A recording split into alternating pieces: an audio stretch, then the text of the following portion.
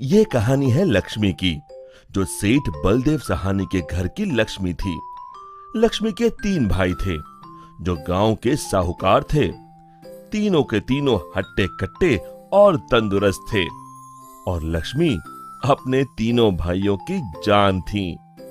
जब लक्ष्मी 18 वर्ष की हुई, तो सेठ जी ने लक्ष्मी के विवाह के लिए घर में पंडित जी को बुलाया।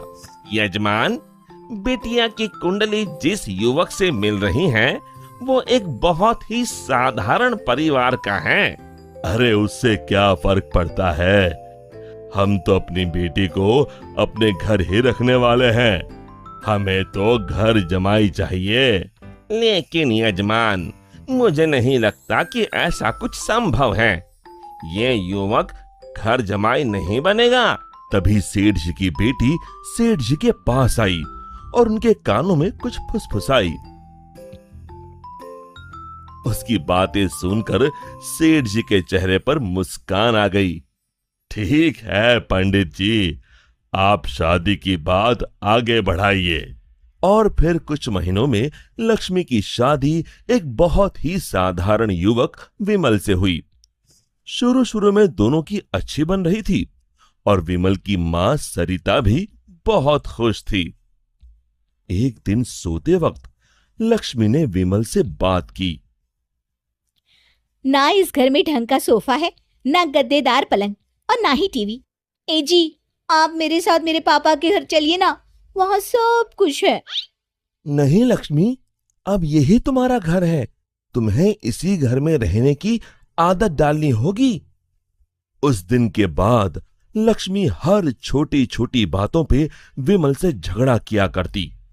उनके बीच बात इतनी बिगड़ गई कि अब लक्ष्मी कभी बेलन तो कभी बर्तन फेंक फेंक कर विमल को मारती। विमल बेटा, ये क्या है? तुम दोनों ऐसे लड़ क्यों रहे हो? माँ, ये रट लगाए बैठी है कि मैं भी इसके साथ इसके बाप के घर में जाकर रहूं, घर जमाई बनकर। भला मैं ये कैसे कर सकता हूं? और इसीलिए हमारी रोज अनबन होती है। एक काम कर, तू उसे अच्छे से समझा कि अब यही उसका घर है। अगले दिन फिर से लक्ष्मी विमल को अपने घर चलने के लिए जोर डालने लगी। आप मेरे साथ मेरे घर चलिए। आपको यहाँ गरीबों की तरह जीने की कोई जरूरत नहीं है। मेरे पापा के पास सब कुछ है।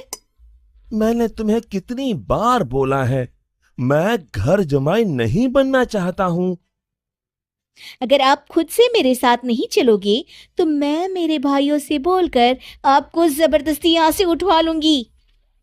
बहू की ये बात सुनकर सरिता को अपने बेटे की चिंता सताने लगी। इसके तीनों भाई तो इतने शक्तिशाली है, मेरे बेटे का क्या हाल होगा?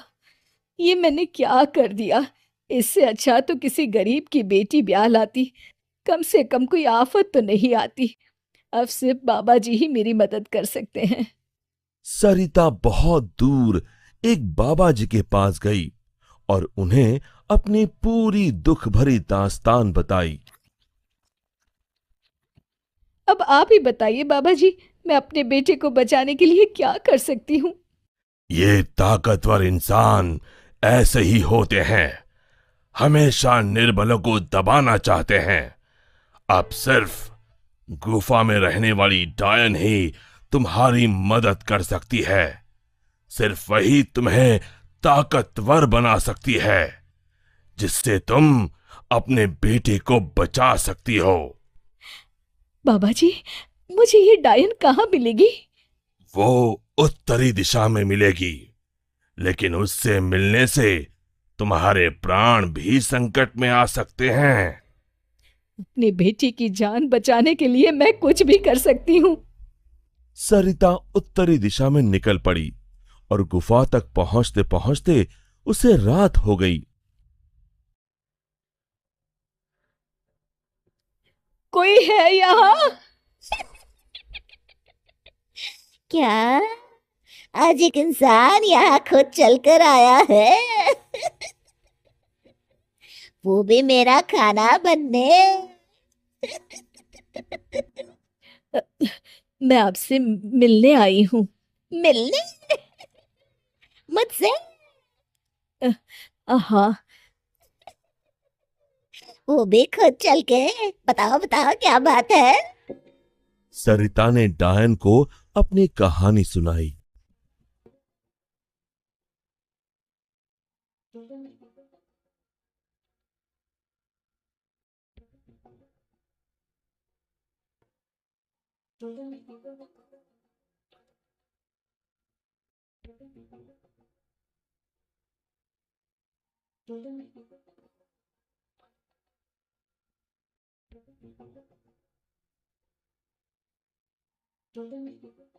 उपाय तो है लेकिन बहुत कठिन है।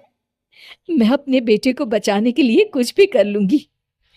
तुम्हें मेरा श्राप अपने ऊपर लेना होगा, जिससे मेरी सारी शक्तियां तुम में आ जाएंगी।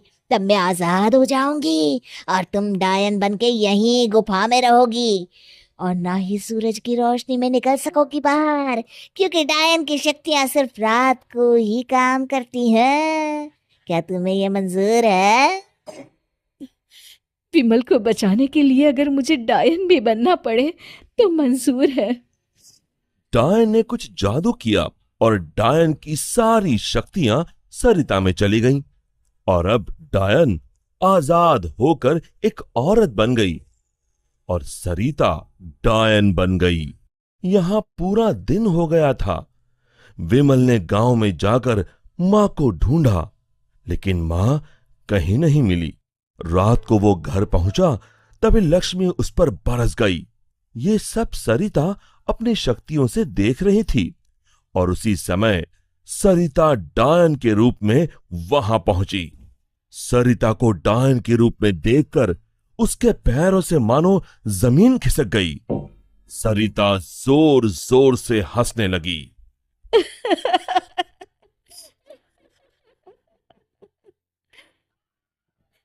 हालतू जलाल तू आई बला को टाल तू, हालतू जलाल तू आई बला को टाल तू, हालतू जलाल तू आई बला को टाल तू, हालतू जलाल तू आई बला को टाल तू, हालतू जलाल तू आई बला को टाल तू।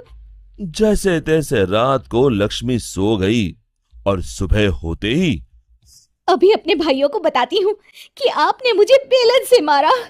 लक्ष्मी दरवाजे से पांव बाहर डाल ही रही थी कि सरिता ने अपने हाथ लंबे कर कर लक्ष्मी के पांव पकड़ लिए।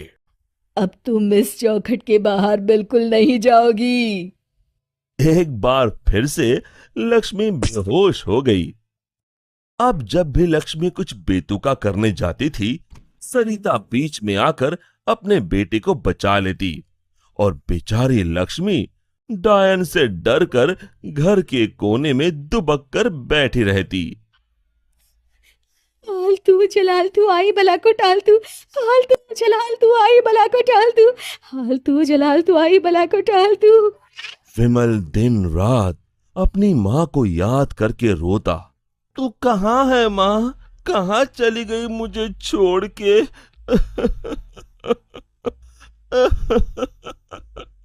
बेटा विमल, मैं यही हूँ तेरे पास, लेकिन इस डायन के रूप में।